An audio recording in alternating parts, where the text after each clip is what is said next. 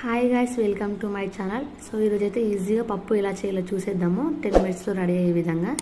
ముందుగా అయితే కుక్కర్ తీసుకొని కొంచెం పప్పు, పెసరపప్పు, ఎర్రపప్పు రెండు కడిగేసుకొని దాంట్లో కట్ చేసి పెట్టుకుని ఉల్లిపాయ ముక్కలు, పచ్చిమిర్చి ముక్కలు, లెమన్ సైజ్ అంతా చింతపండు, టమాటోస్, అదేవిధంగా పసుపు, ఉప్పు, తగినంత వాటర్ వేసేసుకొని ఒక 4-5 విజిల్స్ పెట్టేసుకోవాలి.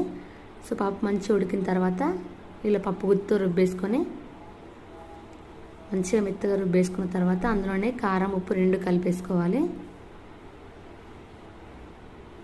అలాగే కొంచెం వాటర్ కూడా యాడ్ చేసేసుకొని ఆ పప్పు అయితే మసలనివ్వాలి మనం పొయ్యి మీద పెట్టేసి. సో దానికైతే ఒక పోపు వేసేస్తే ఈజీగా రెడీ అయిపోతుంది పప్పు అయితే. చూసేయండి. సో ప్యాన్ పెట్టేసుకొని ఆయిల్ వేడేసిన తర్వాత ఆవాలు, జీలకర్ర, శనగపప్పు, మినప్పప్పు, ఎండుమిర్చి, వెల్లుల్లిపాయలు, కరివేపాకు, పసుపు యాడ్ చేసేసుకొని మంచిగా ఫ్రై అయిపోయిన తర్వాత మసులుతున్న పప్పులో పోపు వేసేస్తే పప్పు అయితే ఈజీగా రెడీ అయిపోయింది. చూసేయండి. సో 5 మినిట్స్ అలా మసలనిస్తే రెడీ అయిపోతుంది.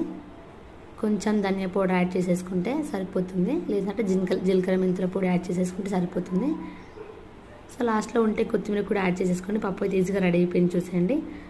సో మీరు ట్రై చేసి చూడండి, ఎప్పుడైనా ఈజీగా ఇలా చేసి చూడండి. నా ఛానల్ ఎవరైతే ఫస్ట్ టైం చూస్తున్నారో సబ్స్క్రైబ్ చేసుకోండి.